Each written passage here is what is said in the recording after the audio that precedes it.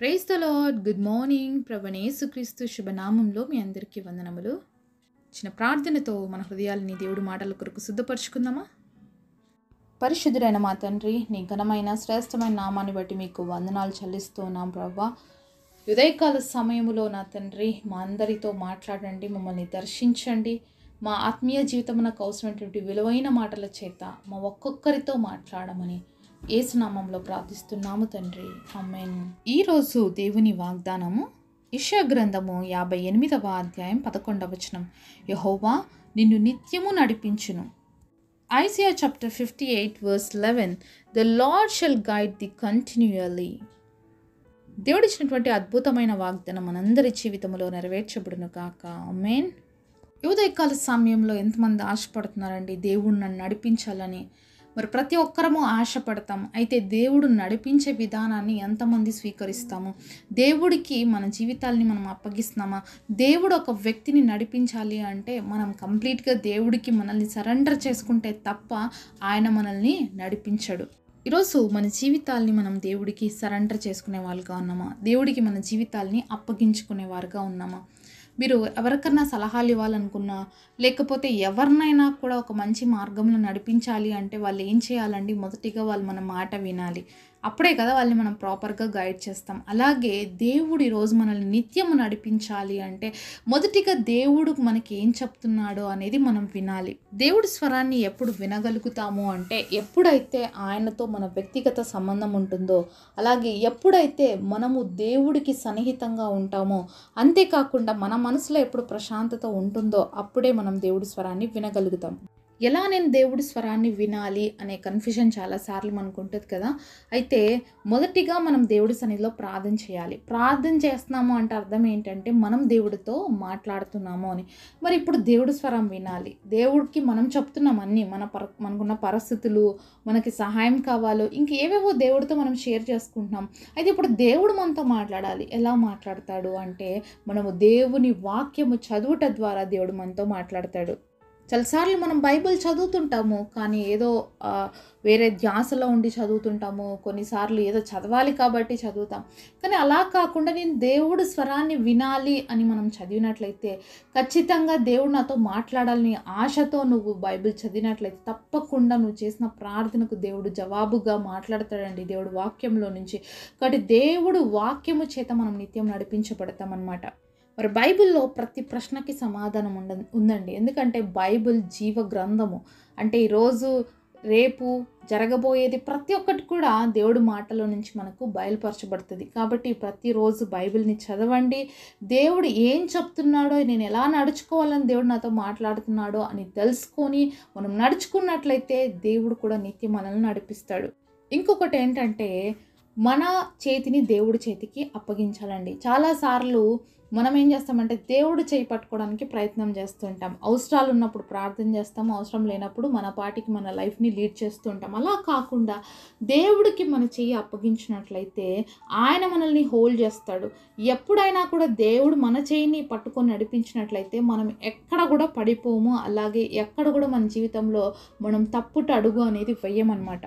మన చిన్న బిడ్డల్ని మనం బయటికి తీసుకెళ్ళినప్పుడు వాళ్ళు అనేకమైనటువంటి ఆకర్షణలకి లొంగిపోతూ ఉంటారు. వాళ్ళకి ఏమైనా టాయ్స్ కనిపించినా, ఏమైనా తినేవి కనిపించినా వెంటనే మన చేయి వదిలేసి వాళ్ళు పరుగులు తీస్తూ ఉంటారు. అదే కానీ వాళ్ళ చేయిని మనం పట్టుకున్నట్లయితే వాళ్ళు విడిపించుకొని వెళ్ళిపోలేరు.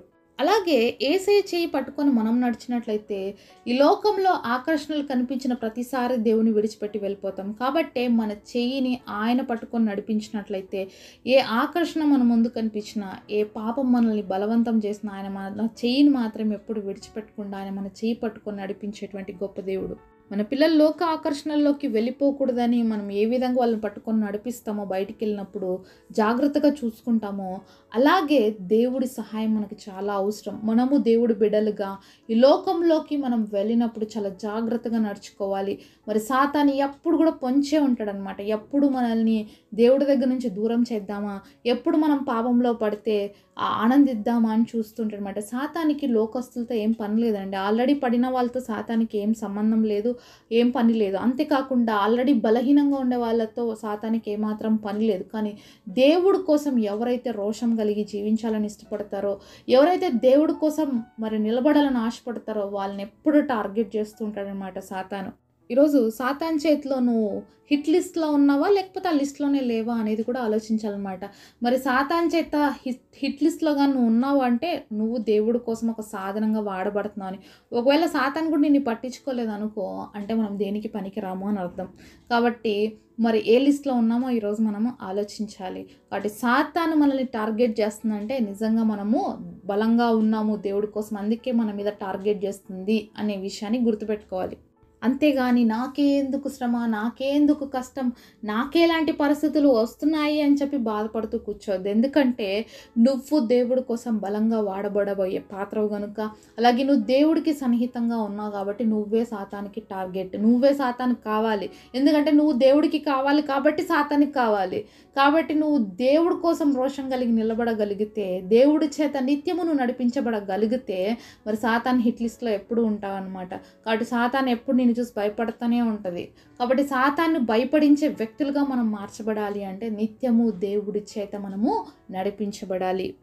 కాబట్టి మన జీవితంలో వచ్చే చిన్న చిన్న శ్రమల కోసము, కలిగేటువంటి ఇబ్బందుల కోసం, కలిగేటువంటి అనారోగ్యాల కోసం వీటన్నిటిని చూస్తూ భయపడుతూ కూర్చోక, మనము చేయవలసింది ఏంటి అంటే మొదటిగా దేవుడి సన్నిధిలో ప్రార్థించడము, ఆయన స్వరము వినడము, ఆయన చేత నడిపించబడ్డము. మరి కీర్తనలు 23వ అధ్యాయం ప్రకారం దేవుడు మనల్ని అందరినీ నడిపించాలని ఆశపడుతున్నాడండి. ఎందుకంటే యెహోవా నా కాపరి, నాకులేమీ కలగదు కదా, పచ్చిక గల చోట్ల ఆయన నన్ను పరుండజేయుచున్నాడు, శాంతికరమైన జలముల యొద్ద ఆయన నన్ను నడిపించున్నాడు. ఎక్కడ నడిపించాలని దేవుడు ఆశపడుతున్నాడు? మనని శాంతికరమైనటువంటి జలముల యొద్ద మనల్ని నడిపించాలని ఆశపడుతున్నాడు.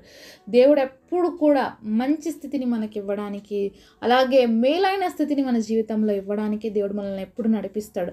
అంతేగాని మరి మనం ఎక్కడన్నా నశించిపోవడము, అలాగే మనం ఎక్కడన్నా పడిపోయి మన జీవితంలో మనం చేరుకోవాల్సినటువంటి ఉన్నత స్థితిలోకి మనం చేరలేకపోయేటువంటి పరిస్థితుల్లో దేవుడు ఎప్పుడు మనల్ని నడిపించాడు. సాతాను ఎప్పుడు షార్ట్ కట్స్ చూపిస్తుందండి. ఎప్పుడు కూడా షార్ట్ కట్స్లోకి వెళ్తే అది జల్దీ ప్రమాదకరం, అలాగే మనకి నష్టం. దేవుడు అలా ఎప్పుడు మనల్ని తీసుకెళ్ళడండి షార్ట్ కట్లో. ఆయన ప్రతిదీ కూడా మరి ఆయన వే అనేది చాలా యథార్థం, ఆయన మార్గం చాలా ట్రూత్. కాబట్టి ఆయన మనల్ని ఒక్కొక్క మెట్టు ఎక్కిస్తూ నడిపిస్తాడు ఉన్నతమైన స్థితిలోకి వెళ్ళటానికి. కాబట్టి ఈరోజు మరి నేను దేవుణ్ణి నమ్ముకున్నందుకు ఇలానే ఉన్నాను, ఎదుటి వాళ్ళని చూసి వాళ్ళు ఎంత అభివృద్ధి చెందిపోయినారు, వాళ్ళు చాలా మంచి స్థితిలో ఉన్నారు, నేను ఈ స్థితిలో ఉన్నానని నువ్వు బాధపడొద్దు. ఎందుకంటే సాతాను షార్ట్ కట్లు తీసుకొచ్చి వాళ్ళని అభివృద్ధి చేసినట్లు చూపిస్తాడు, అంతటితోనే కూలదోస్తాడు. కానీ మన దేవుడు మనం ఒక్కొక్క స్టెప్ ఎక్కిస్తాడు, ఉన్నత స్థితిలోకి మనల్ని తీసుకువెళ్తాడు. అది ఆలస్యం కావచ్చు, బట్ అది ఎప్పుడు కూడా స్టాండర్డ్గా నిలిచిపోయేది. కాబట్టి నువ్వు దేవుడి చేత నడిపించబడుతున్నప్పుడు ఓపికగా ఉండు. ఆయనకు తెలుసు ఎక్కడ నిన్ను ఎత్తుకోవాలి, ఎక్కడ నిన్ను చేయి పట్టుకొని నడిపించాలి, ఎక్కడ నిన్ను కౌగిట్లోకి తీసుకోవాలి. కాబట్టి ఈ ప్రాసెస్ అంతట్లో ఎన్నో పెయిన్ఫుల్ సిచ్యుయేషన్స్ గుండా నువ్వు వెళ్ళాల్సి వస్తుంది, ఎన్నో పరిస్థితుల గుండా నువ్వు వెళ్ళాల్సి వస్తుంది. అలాగే దేవుడి చిత్తాన్ని మన జీవితంలో జరగాల అన్నప్పుడు అనేకమైన ఆటంకాలు కలుగుతూ ఉంటాయి, ఇబ్బందులు ఎదురవుతూ ఉంటాయి. అయినప్పటికీ కూడా దేవుడిని మన చేయి పట్టుకొని నడిపించమని మనం కోరుకున్నప్పుడు ఆ పరిస్థితులన్నిట్లో కూడా దేవుడు మనతోనే ఉండి నడిపిస్తాడు.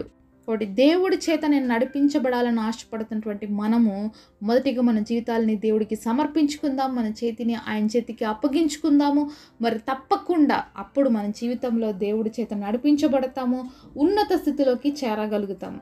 మరి దేవుడి చేత ఈ లోకంలో మనం నడిపించబడుతున్నప్పుడు నిత్య రాజ్యంలోకి కూడా మనం ఆయన చేతలోనే నడిపించబడతాం. కాబట్టి దేవుడి చేత నడిపించబడ్డమే మన జీవితంలో మనకి ఆశీర్వాదకరం, అది ఇహమందు పరలోకమందు. కాబట్టి దేవుడి సహాయాన్ని కోరుకుందాము, మన నిత్యం ఆయన నడిపించమని మనల్ని ఆయనకి సమర్పించుకుందాం. అట్టి కృప దేవుడు మనందరికి దయచేయునుగాక.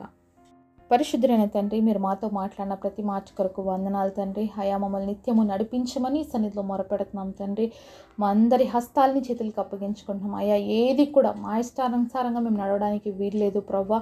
నీవే మమ్మల్ని నడిపించు, నీవే మా జీవితాల్లో స్థిరపరచు.